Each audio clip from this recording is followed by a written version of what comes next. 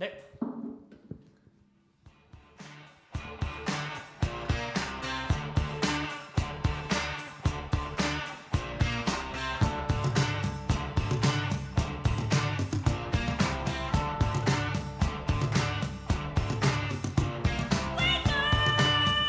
예, 여러분들 잘들 지내셨나요? 이제 슬슬 좀 날씨도 따뜻해지고 있고 더 이상 좀 뚱뚱한 패딩들 다 이제 슬슬 좀 벗어던질 것 같은 날씨가 슬슬 됐습니다. 좀 따스해진 3월에 맞아서 새로운 게스트와 함께 영화도 음악도 아닌 저품질 해적 라디오 지금부터 조금 시작을 하려고 하는데요. 여러분들의 안부를 먼저 물으며 잠깐 이 노래 듣고 바로 인사와 쇼 진행 시작하도록 하겠습니다.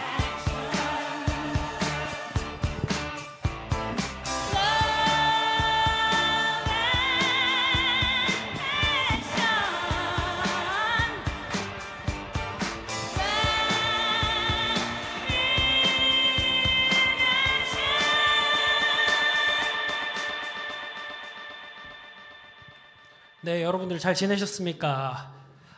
영화도 음악도 아닌 저품질 영화 음악 라디오의 진행을 맡은 호스트 언타이틀드고요.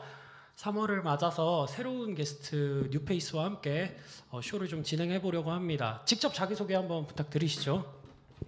네, 안녕하세요. 저는 옷 공부하고 글 쓰고 있는 장태원이라고 합니다.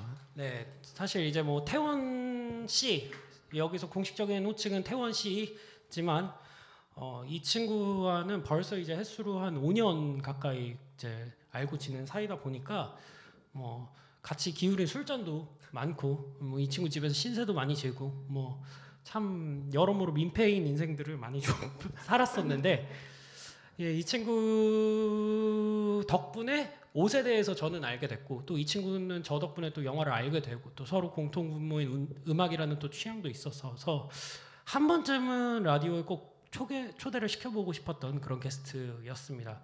이번 3월 라디오 주제는 그래서 뭐죠? 이번에는 그래서 영화를 통해서 읽는 음악 그리고 패션에 대해서 얘기하려고 합니다. 네, 자, 보시다시피 오늘도 뭐 이제 축구 유니폼밖에 안 입을 정도로 저는 그 DJ들 중에서도 옷을 못 입기로 소문이 난 그런 사람인데 이 친구는 누가 봐도 정말 정말 멋있게 옷을 입고 있고 실제로 패션에 대한 글들을 나중에 또 이 친구의 글들을 읽어보면 참 조예가 깊은 그런 사람이다 보니까 이번 기회에 영화와 또 패션에 대한 이야기들을 좀 나눠보면 좋지 않을까 이런 생각이 들어서 이제 라디오를 좀 진행하게 됐고요. 사실은 그 아카데미라든지 또 오스카 어워드만 봐도 의상상이 따로 있잖아요. 그렇죠. 네. 늘 중요한 이벤트이기 때문에 저희한테도. 그러니까 의상이 사실은 영화에서 좀 이렇게 미치는 어떤 영향들이 되게 중요하고 유효하기 때문에 이런 부분들이 또 패션에 있어서 또 상당히 또 영화에게도 있어서 상당히 좀 중요한 부분이지 않을까 싶어서 여러 이야기들 하게 될 것 같고 뭐 이렇게 제가 많이 떠드는 건 아마 지금이 마지막일 것 같아요. 사실은 제가 그렇게 이렇게 옷에 대해서 막 엄청나게 잘 알고 있지는 않아서 이 친구의 통해서 좀 더 이야기를 좀 많이 듣는 걸로 가닥을 잡고요.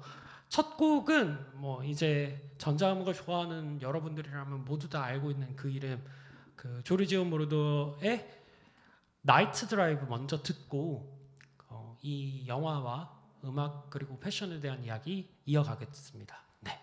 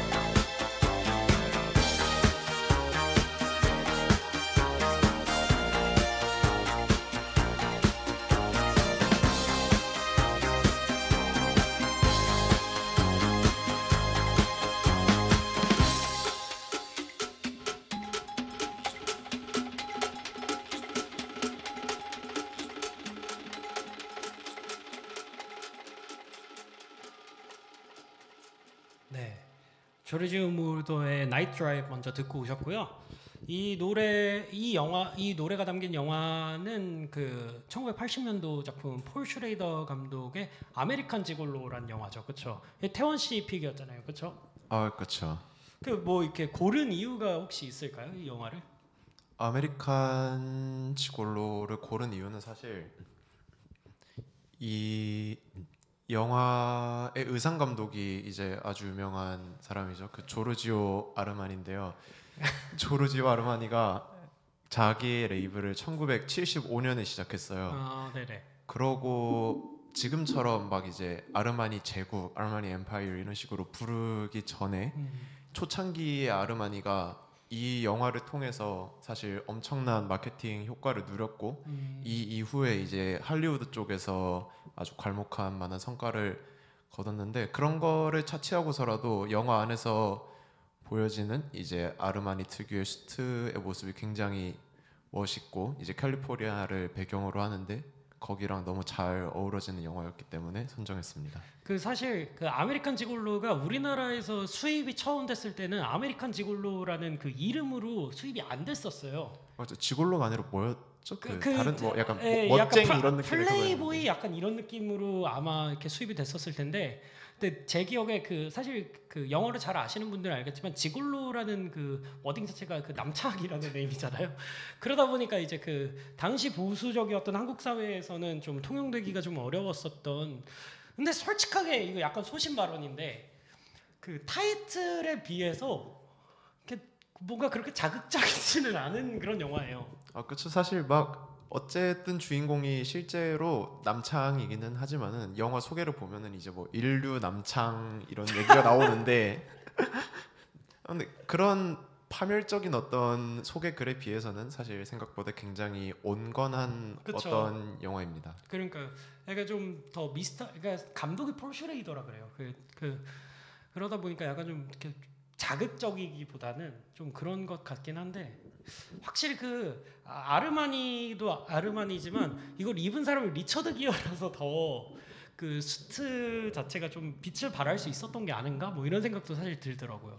그쵸. 저는 영화를 예전에 이제 한번 보면서 놀랐던 게 이제 천장에 거꾸로 매달려가지고 막 운동을 하는 장면이 나오는데 거기서 리처드 기어 몸을 보면은 누가 봐도 이제 아르마니의 수트를 입으라는 식으로 아주 잘 다듬어지고 예쁜 몸을 보여주는데요. 확실히 인류 남창에 어울리는. 예, 이렇게 좀 말을 좀 수원화하면은, 그러니까 어쨌든 인류 그 호스티스 분에 좀 어울리는. 근데 사실 또 이제 뭐 영화 안으로 내부를 사실 좀 들여다 보면은 우리가 아는 그런 익숙한 폴 슈레이더의 구원서사랑 좀 얽혀 있기도 해요. 냉정하게 보면.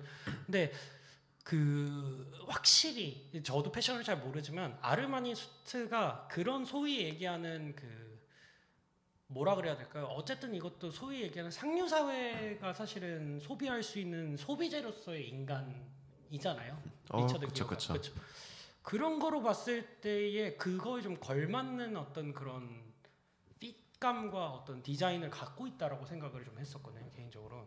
네, 맞아요. 그러고 또 이제 아까도 얘기했다시피 로스앤젤레스, 그러니까 캘리포니아를 배경으로 하고 있는데 아르마니의 수트가 사실 파격적이었던 이유는 기존의 어떤 이를테면 영국식의 굉장히 딱딱하고 남성적인 수트에서 라인을 조금 더 풀고 편안하게 입을 수 있는 어떤 수트를 만들었는데 그 편안한 모습의 수트 이대 남성성을 간직하고 거기서 이제 여름을 배경으로 하고 있기 때문에 굉장히 쿨한 어떤 모습이 많이 보여져요, 영화에서.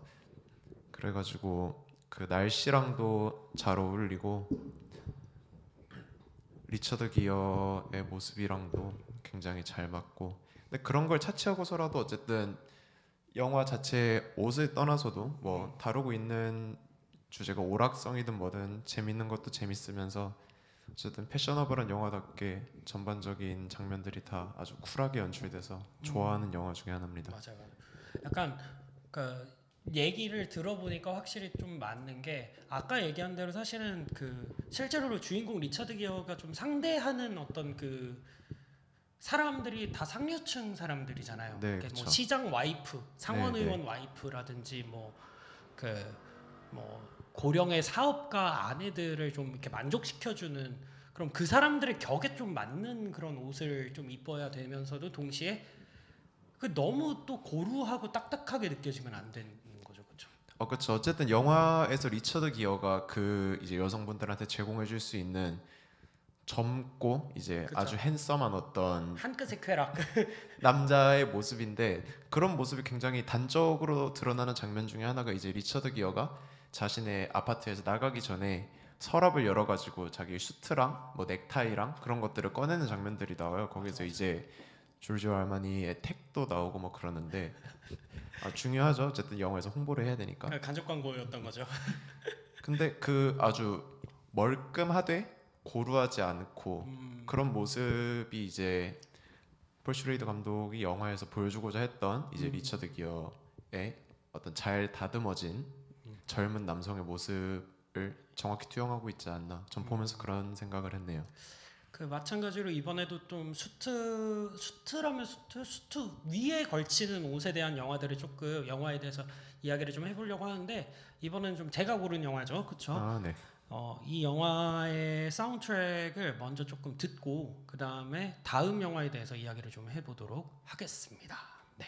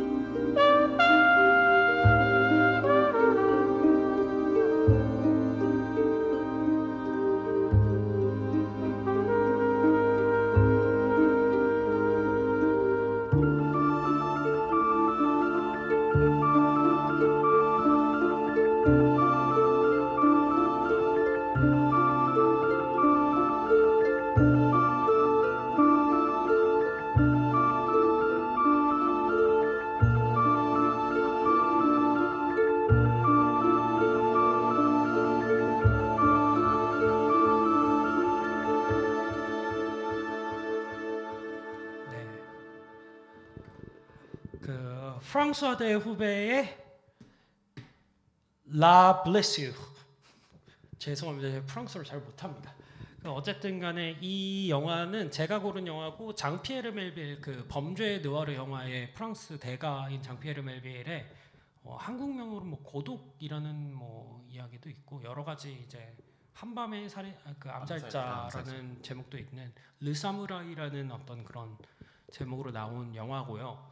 뭐 이 얘기를 하려면은 뭐 끝도 없지만 일단은 알랭 들롱의 영화죠. 그쵸, 알랭 들롱이 저는 사실 이 영화를 이제 현수 씨를 통해서 처음 접했는데 이제 첫 장면이 그거잖아요. 알랭 들롱이 이제 자기의 동일하게 또 아파트에서 일어나가지고 막 채비를 하고 비 오는 이제 파리 거리로 나가는 그런 모습인데 알랭 들롱 잘생긴 거 알고 있었지만 정말 보면서 감탄을 금치 못하고 입을 쩍 벌린 채로 계속 보고 있었습니다. 아니 그냥 그 얼굴 자체가 영화적인 얼굴이야 되게. 그냥 그 얼굴만 봐도 영화가 뚝딱 완성되는 그런. 그러니까 사실 그래서 배짱처럼 오프닝 이후에 10분 정도를 말을 안 하잖아요 거의. 그렇죠. 이제 여자친구 보러 가기 직전까지 아무 말 없었단 말이야. 그러니까 참. 근데 사실 이 영화를 고른 이유가 이 옷 때문에 사실은 좀 고른 게 커요. 그러니까 소위 얘기하는 느와르의 원형이라고 생각을 하면은 우리가 늘상 생각하는 중절모와 트렌치코트의 가장 빼어난 미학을 보여준 영화가 아닐까 이런 생각을 좀 하거든요 개인적으로. 그래서 어쨌든 이 느와르 장르에서 다뤄지는 흔히 이 암살자의 옷들의 가장 아이코닉한 모습 중 하나가 아닐까 생각하는데 어쨌든 알랭 들롱도 굉장히 남성적인 배우고 그 영화 안에서 보여주고 있는 모습도 상당히 남성적인데 일단 가장 먼저 언급해야 될 게 트렌치코트겠죠. 그렇죠. 그 깃을 세우잖아 이렇게. 그렇죠. 이렇게 세운단 말이에요. 이렇게. 보면은 거의 배경이 파리인데 온종일 무슨 런던처럼 어쨌든 계속 비가 내려요. 분위기도 잡아야 되고. 맞아. 온종일 비가 내려가지고 이제 하지만 알랭 들롱 뭐 우산 같은 거 잘 쓰지 않는다. 약간 상남자 특. 고독한 암살자이기 때문에 또 중절모를 푹 눌러 쓰고 이제 트렌치코트에 깃을 빡 세우고 그러고 돌아다니는데 이 트렌치코트에 대해서도 얘기가 굉장히 많죠. 왜냐면은 감독이나 맞다. 그리고 이 영화의 의상 감독은 IMDb에도 그렇고 실제로 밝혀진 바가 없기 때문에 맞아.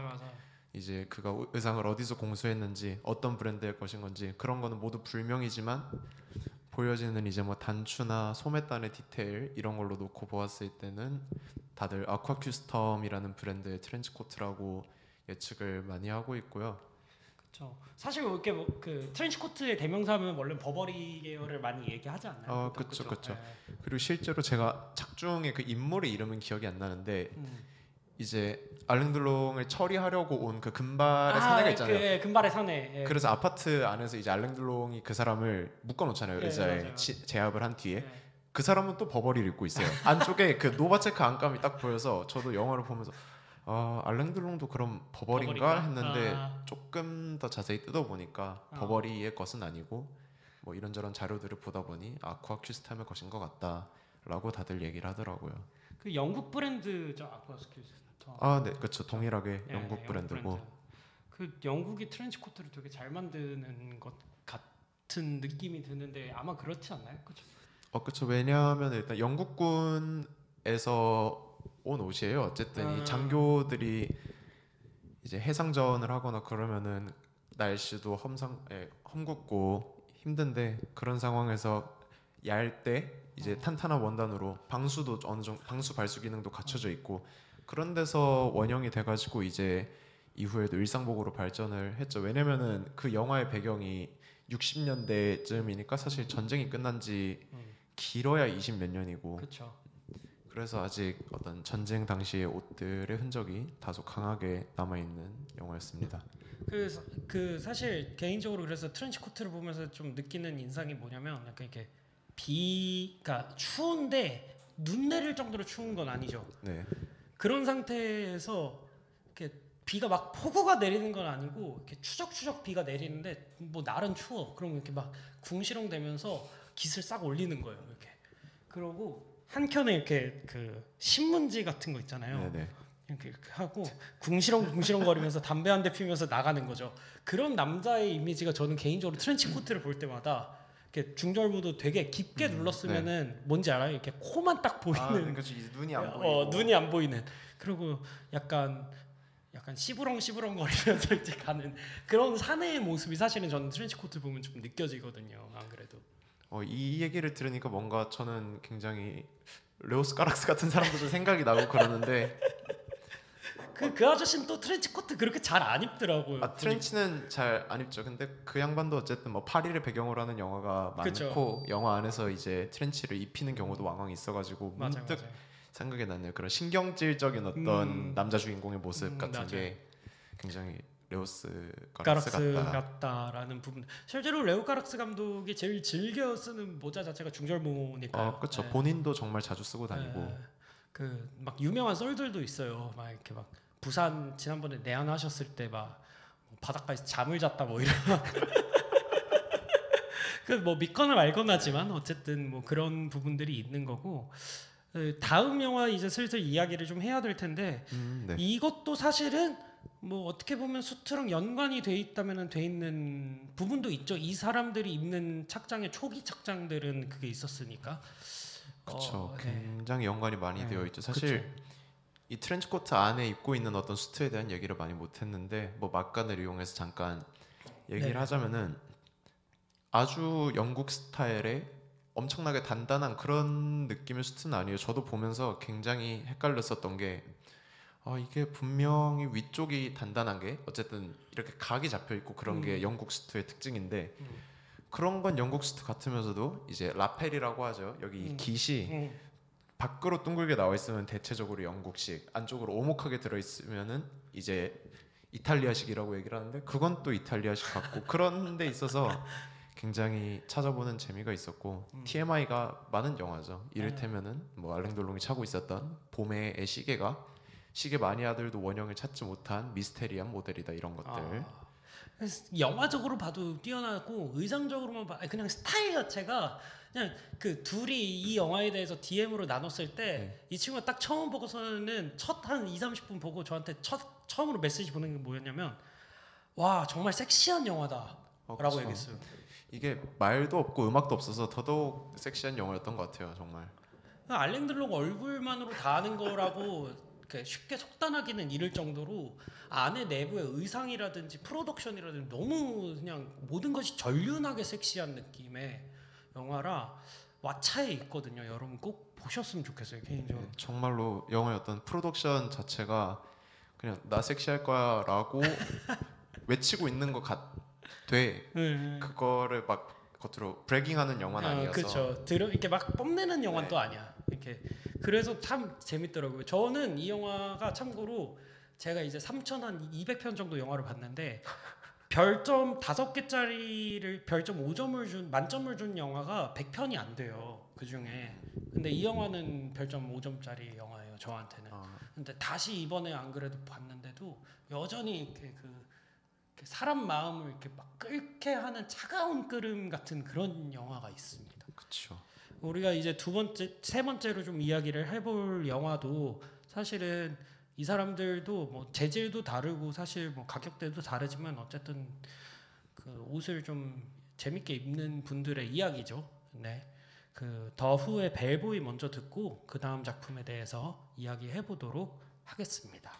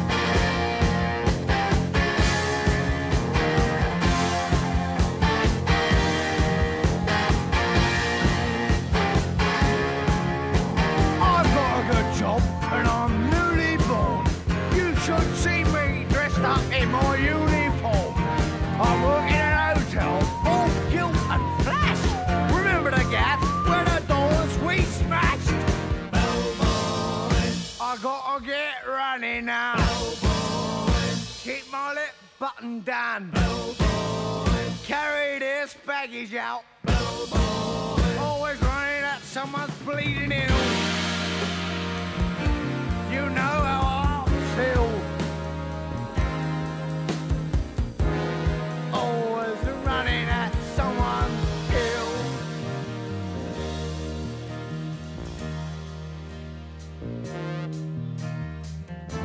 Some nights I still sleep on the beach. Remember when stars were in reach. I wander in early to work. Spend my day licking boots for my perks.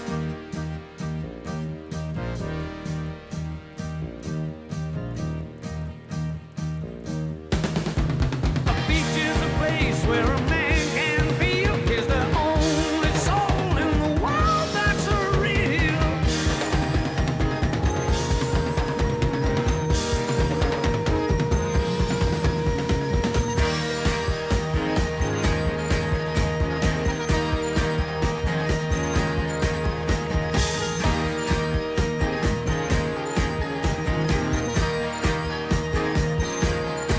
But I see her face coming through the haze. I remember him from those crazy days.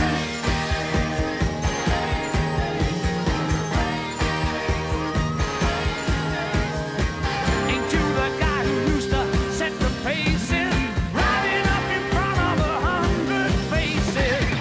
I don't suppose you would remember me, but I used to follow you back in '63.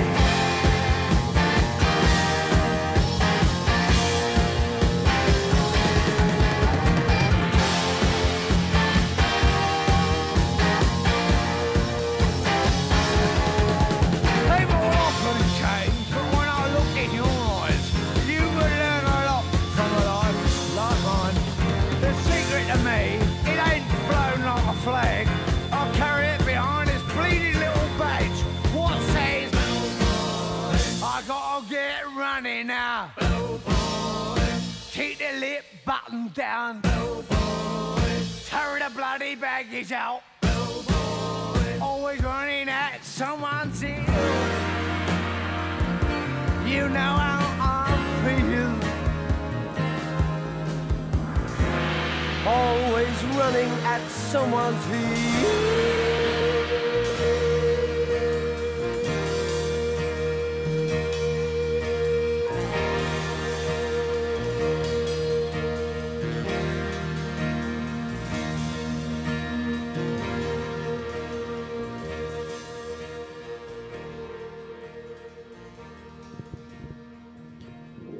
네, 더후의 벨보이를 듣고 왔고요. 이번에 이제 또 다룰 영화도 태원 시픽이죠. 프랭크 로덤 감독의 쿼드로페니아라는 영화 네, 네. 맞습니다. 골라 주셨습니다. 이게 원래 더후 앨범이 더 먼저 나왔었던 거잖아요, 그렇죠? 네, 맞아요. 더후가 이제 동명의 쿼드로페니아라는 앨범을 내고 그거에서 모티프를 따와가지고 이제 이 영화가 나왔죠. 그렇죠. 한 6년 텀 두고 나왔는데 그 앨범의 서사에서 영감을 좀 많이 받기는 좀 받은 게 많아요, 그렇죠? 네, 맞아요. 그리고 영화 안에서 보여주는 어떤 장치들도 어쨌든 더후의 쿼드로페니아라는 앨범의 서사랑 일맥상통하는 부분이 크고 뭐 어쨌든 이 영화를 선정한 이유에 대해서 얘기를 하자면은 사실 영국 쪽의 어떤 분위기를 한 번은 다루고 싶었는데 아니면은 그냥 좀 어쨌든 영국의 분위기를 다루는 거랑 방황하고 있는 어떤 청춘들에 대해서 다루고 싶었어요. 사실 패셔너블한 영화들의 대부분이 좀 그런 경향을 띠고 있기도 하고. 그렇죠, 그렇죠. 그래서 영화를 선정하기 전에 언급했었던 게 이를테면 뭐 트레인스포팅 같은 영화. 그쵸. 이렇게 좀 격하하면 안 되지만 이제 힙스터들이 환장하는 영화 중 하나였으니까. 그렇죠. 그래가지고 저도 뭐 네. 트레인스포팅 아니면 뭐 구모라고 읽어야 되나요? 건모라고 읽어야 되나요? 건모죠, 아무튼 저는 건모. 하모니 건모라고- 코리아의 네. 건모. 그렇죠. 그런 것들을 생각을 했는데 그거는 이미 다들 굉장히 많이 봤을 것 같아가지고 그렇죠. 비교적 덜 알려진 쿼드로페니아를 그래서 선정했습니다. 그 사실 이게 이제 전반적으로 모드족에 대한 이해가 좀 필요한 영화기도 하고 사실 더후라는 밴드 자체가 모드족의 그 흥망성쇠에 있어서 절대 빼놓을 수 없는 그런 밴드이기도 하잖아요. 냉정하게. 아 그쵸. 더후라는 어떤 그 브랜드라고 할까요? 그 사람들의 브랜딩 방식 자체가 어쨌든 실제로 그들의 라이프 스타일이 모드였기도 하고 그 모드의 황금기 그리고 모드랑 로커스의 어떤 그 싸움에 있어서 그 모드의 승기를 가져갔던 그 시기를 정확히 대표하기도 하고 실제로 그 쿼드로페니아라는 앨범의 자켓도 이제 모드들이 늘 입고 있는 이제 야상이라고 그냥 편하게 해둘게요. 뭐 정확한 모델명 이런 거 입는 게 중요하지 않으니까 야상을 입고 이제 뒤에 서가지고 있는 그런 모습인데 어쨌든 음악도 영화도 아주 순도 100%짜리 모드를 다루고 있는 그런 맞아요. 영화와 음악입니다. 근데 또 그렇다고 마냥 또 모드족에 대한 추앙만 있는 건 사실 또 아니잖아요. 약간 이제 막판에 이제 그 주인공 지미를 보게 되면은 네네. 그런 부분들도 있고. 근데 사실 이 모드족도 그렇고 그 전에 그 전신이 되는 비트닉이라든지 네. 뭐 그 모드족의 이제 대척점에 있었던 로키스라든지 이런 그 족들은 다 사실 그 룩들이 다 달랐다라는 이야기를 좀 들었었거든요. 그렇죠. 비트닉들도 그렇고 어쨌든 영화에서 중점적으로 다뤄지는 이제 모드랑 로커들에 대해서 얘기를 하자면은 모드는 이제 밀리터리 파카 안에다가 수트를 주로 입었어요. 로커 같은 경우에는 이제 가죽 자켓을 주로 입었었고 그리고 둘이 타는 이제 바이크들도 다른데 맞아. 모드들은 대체적으로 베스파 같은 어떤 스쿠터들을 많이 탔었고 로커들은 이제 소위 말하는 조금 더 오토바이에 가까운 제가 그 정확한 모델명을 외우지 못해서 이렇게 그렇죠. 우리도 오토바이를 타는 사람들이 네네, 아니라서 그죠. 그래가지고 그런 어떤 보여지는 거에 대한 차이가 있고 애시당초 이 차이 자체가 불안정한 청춘의 심리를 대변한다고 생각해요. 뭉치지 않으면은 불안정할 수밖에 없는 그런 모습들. 그 패거리로 있어야 좀 힘을 얻고 혼자 그쵸. 있으면은 저 삶을 각박함에 치일 수밖에 없는. 근데 사실 그 뭐 이제 그 모드랑 그 로커스 자체가 그런 패션의 어떤 그런 그 차이점도 서로의 차별점도 존재하지만은 그 계층 간에서도 사실은 좀 다르다라고 할 수 있잖아요. 그렇죠. 모드가 일반적으로 훨씬 더 노동자 계층에 가까운 그쵸. 어떤 모양새를 띄고 있고 실제로 주인공인 지미도 이제 회사에서 굉장히 말단 어떤 서류 배달원 정도의 일을 하면서 지내는 모습이 보여요. 그리고 어쨌든 모드의 이런 룩 같은 것들이 이제 고급 정장을 맞춰 입고 굉장히 또 자기들만의 기준도 타이트해요. 왜냐면 뭐 지미가 영화에서 이제 자기의 여자친구한테 막 얘기를 하는데 17인치짜리의 자주색 뭐 어쩌고 팬츠다 이렇게 얘기를 하는데 이것도 나름 모드들 안에서의 엄격한 룰 중에 하나였어요. 바지 기장을 짧게 가져가는.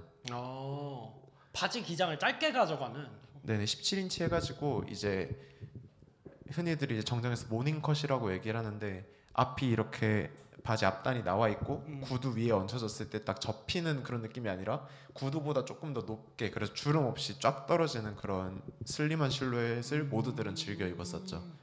양말이 보일 정도는 아닌 거죠.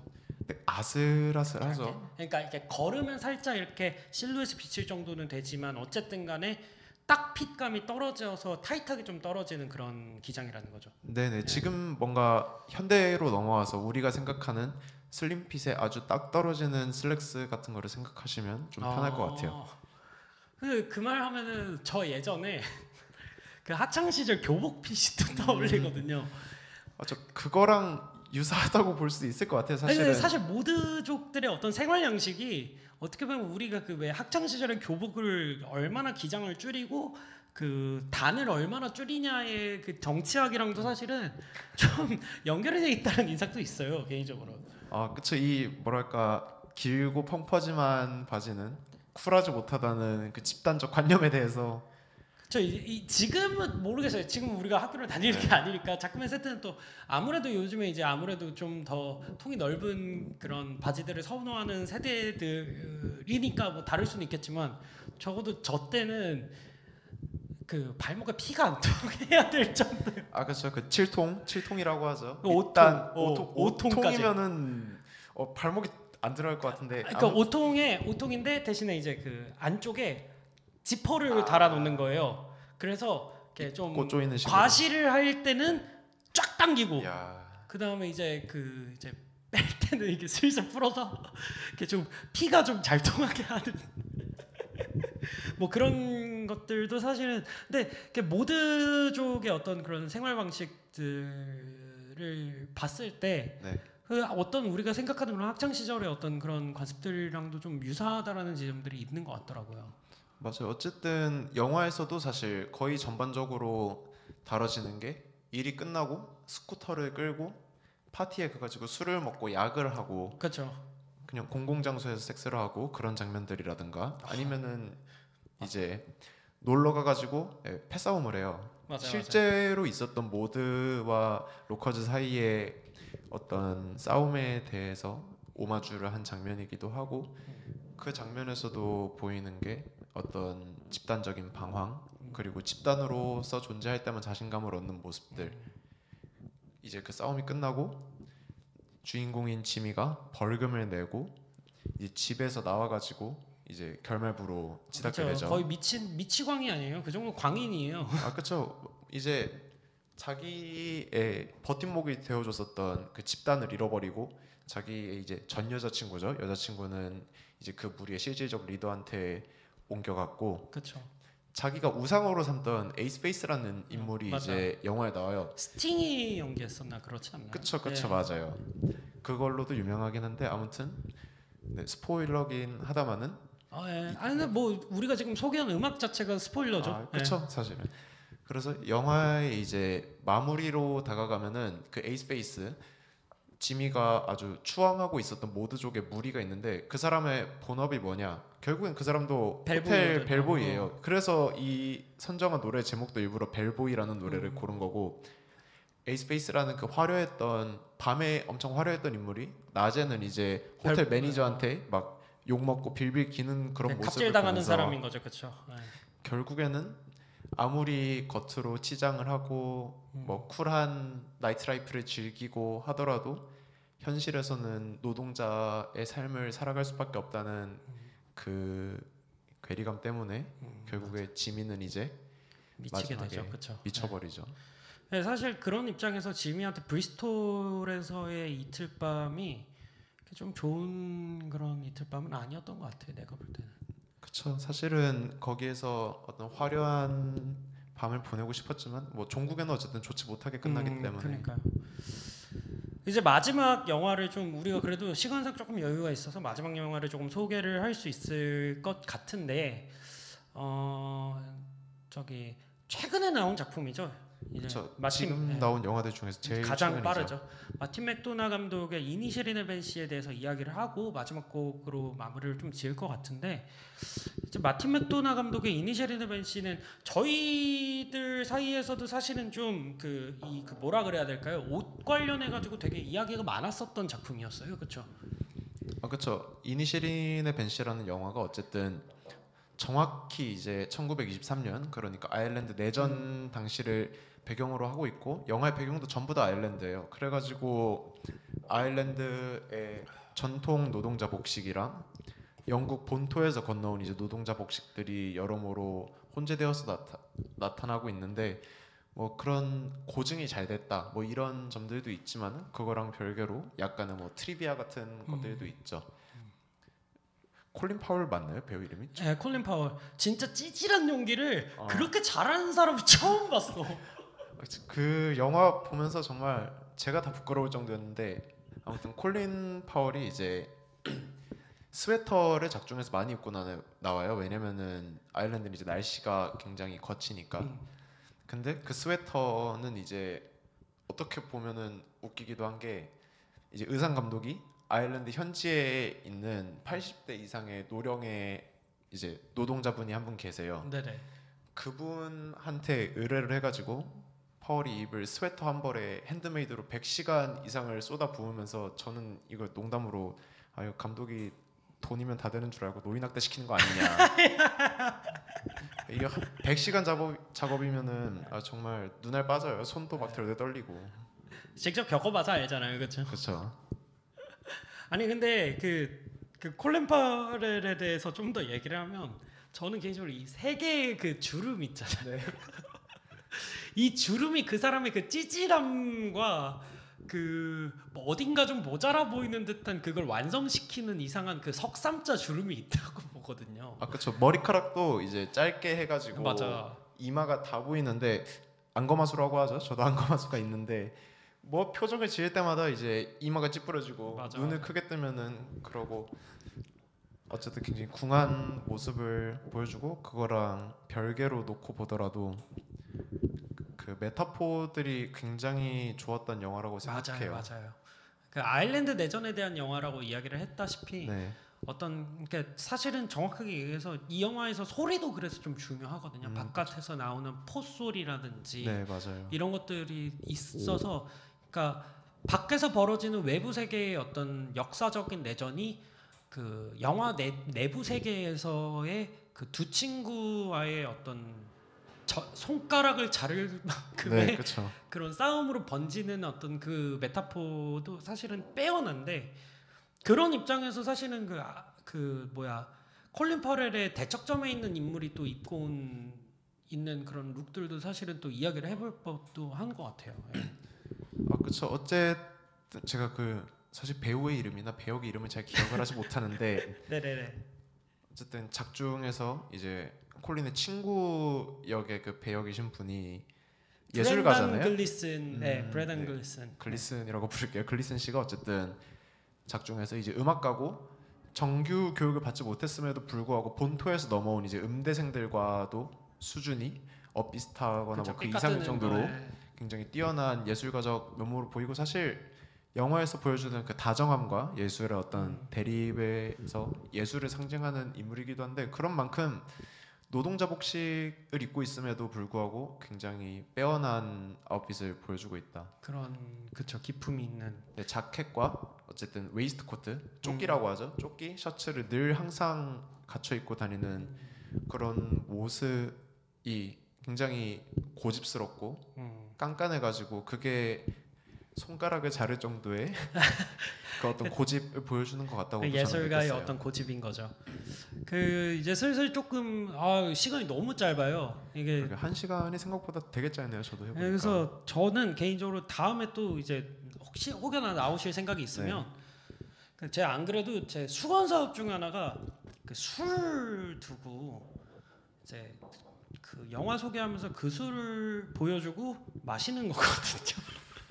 중요하죠. 또 근데 또 알코올 친구로서 저희가 술을 또 워낙 자주 마셨던 터라 그런 어떤 쇼도 한번 사실 좀 기대해봐도 좋지 않을까. 2시간 정도로 해서 네, 불러만 준다면 언제든. 그 침착맨하고 그 위스키 탐험가 주류 탐험가 그 조승현 기자 한 거 보시면은 이야기할 때마다 이주류는요 이러고 딱 꺼내가지고 이렇게 마시고 그 이야기를 하다가 이주류는요 이렇게 하거든요. 그래서 저랑 또 태원 씨가 워낙 이제 좀 위스키를 좋아하는 사람으로서 그렇죠.